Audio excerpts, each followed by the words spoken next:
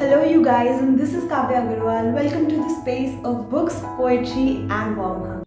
So, today I'm back after a long time with a book review. I know I'm doing this after a very long time, but I really hope this is worth it because I have put in a lot of effort in creating this review.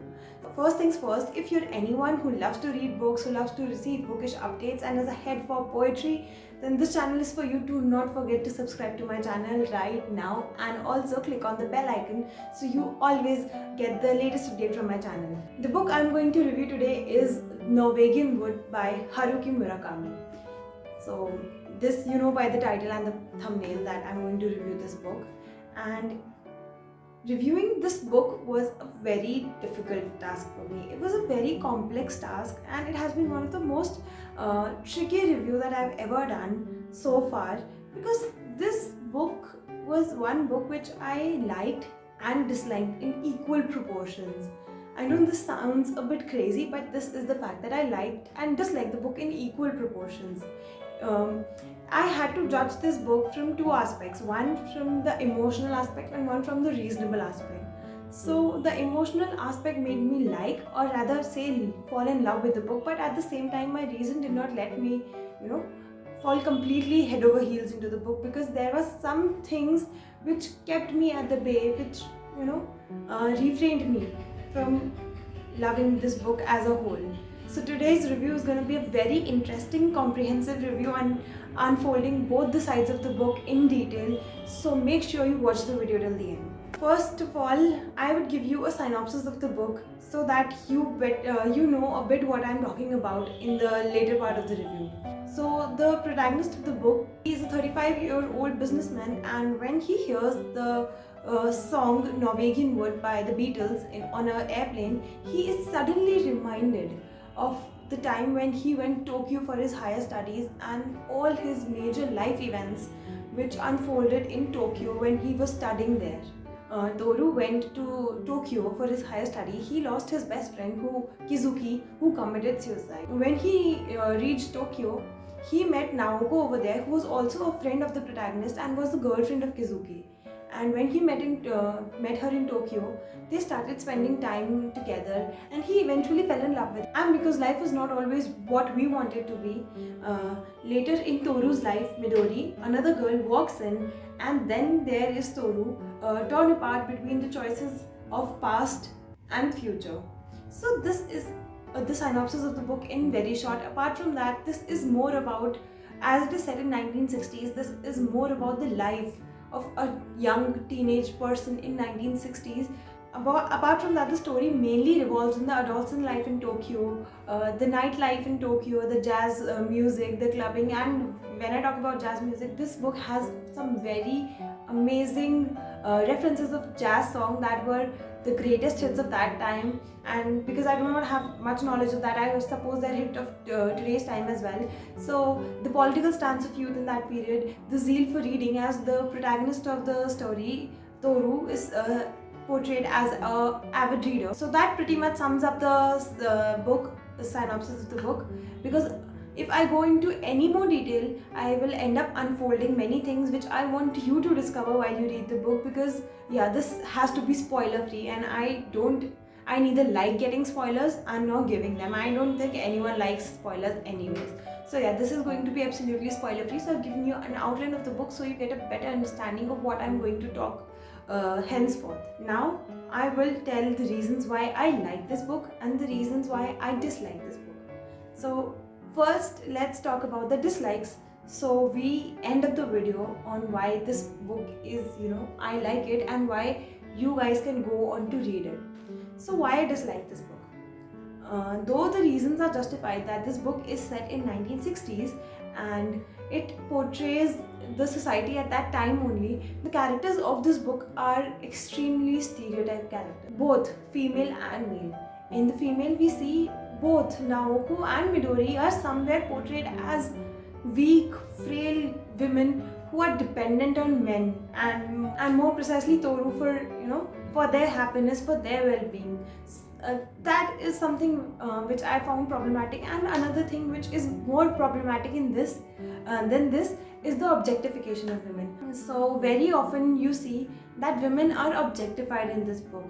That Toru and one of his seniors, which he met in his college, in his hostel, Nagasawa, they both use girls for sexual pleasures when they are not contented or happy in their personal life. So that is one aspect which I found particularly problematic, and that was something that kept me in bay, and I wanted to like the book, but somehow I couldn't. And apart from that, another thing which goes in hand with the previous thing, the male characters are also presented as stereotypes, which somehow automatically hints at how they will be objectifying women because they are presented as stereotypes. So the male characters are shown as someone incapable of emotions, or someone who doesn't want to deal with his emotions, or is not strong enough to deal with his emotions. Nagasawa is portrayed as a very tough guy who doesn't consider humans as human enough and is very rash in his behavior, even with his girlfriend Hatsumi, who is portrayed again as a very meek and submissive girl who can do anything for the happiness of her boyfriend Nagasawa. And then we have Toru again, who doesn't want to deal with his mental trauma. We have Kizuki, who is kind of the root of the novel, and we've seen that he did not find an outlet for his emotion, or he could not express himself, and that trauma ate him up and he resorted to suicide. So the stereotypical characterization, the representation of character in a very, very constrained and stereotypical manner is one thing that I did not like particularly. So, and this was a big enough thing to not like a book.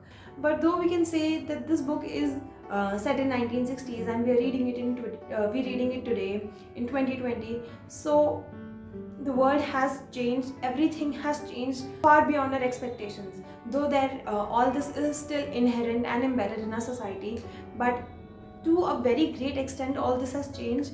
So that can be a justifiable reason, but somehow still I didn't happen to like it because I was constantly trying to reason. Now I will tell you that what I like about the book. So there are two things, or I'll say three things, that I absolutely love about the book. First thing is the setting. Because this book is set in Japan, 1960s Japan, this book portrays a very beautiful and true to life image of Japan, of the streets of Tokyo, the subways, the stations, the quaint cafes, the restaurants, the cuisine. Everything is painted in such a detail that it gives you an almost a first-hand experience of the place, and you find yourself transcended to the streets of Tokyo almost. So the setting of the book was particularly very beautiful. So that was one thing, setting, which I absolutely loved. Second thing is the issues it deals with. This book gives a deep insight in the psyche of the character. I like the fact that all the characters are bound with one thread, that everyone has had a problematic past, the repercussions of which are creating disturbances in their present, and every one of them has a different way to deal with it. We have Naoko, who is somewhere overpowered by her past, her mental trouble, but she hasn't given up to them. She moves to a rehabilitation center where she tries to work upon them and tries to make herself better.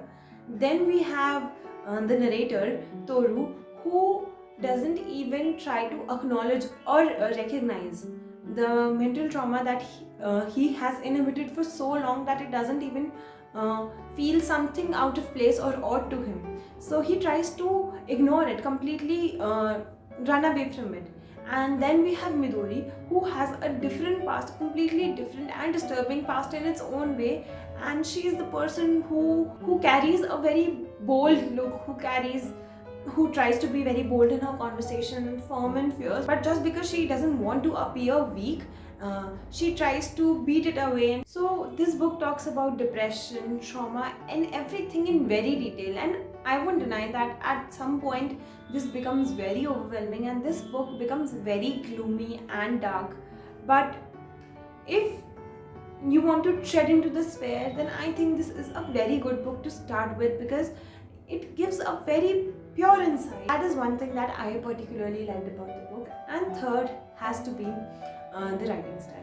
So this was my first book by Murakami, and I have always had listened a lot praises about Murakami's writing style. And with this book, I can say it was justified. The writing style is beyond beautiful. Everything is described with such beautiful metaphors that it makes it so allegorical, and you can have your own reading of everything. I was overwhelmed with the beauty of the writing style, with the evocative manner. The strength of the book lies in its writing style only, because this writing style is one thing that enables you to feel all the emotions at one time. The emotions that you can recognize, the emotions that you can't. So the writing style is something that breaks you and builds you while you go through this book. So if I have to sum up this whole entire book in one quote from the book itself, it would surely be this one that I totally loved. It says, "We are in here not to correct the deformation, but to accustom ourselves to it. That one of our problems was our inability to recognize and accept our own deformities." So that is what the book majorly talks about. If I have to rate this book, I will rate it 3, because no matter how much you adore the writing style of the book, the themes of the book, the setting of the book, you cannot ignore the problematic aspects of the book, which are some huge and major things. So, but I will still say that it is a good read, that everyone should read it at least once.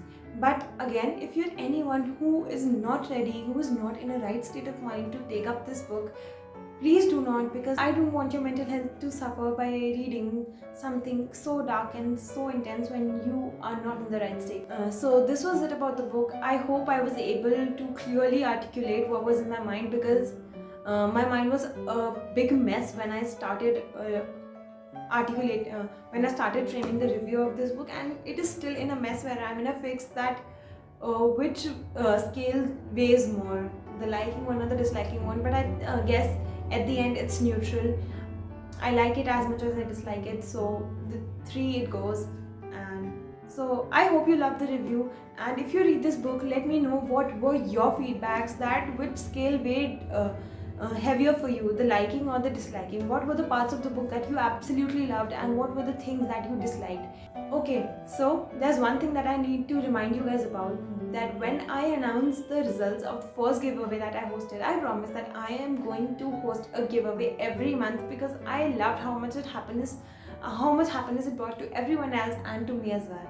So as I planned that I will be hosting giveaway every month.